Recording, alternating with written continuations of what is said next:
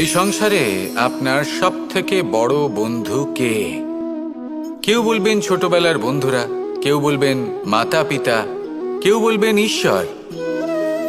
এবারে বলুন যে এই সংসারে আপনার সবথেকে বড় শত্রু কে?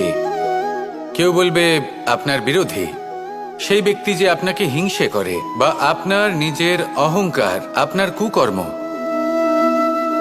আমি বলবো যে এই সংসারে আপনার সবথেকে বড় বন্ধু হলো আপনার নিজের মন। এই চঞ্চল মনকে যদি আপনি নিয়ন্ত্রণ করতে শিখতে পারেন, তাহলে এর থেকে বড় বন্ধু এই সংসারে আপনি কোথাও পাবেন না।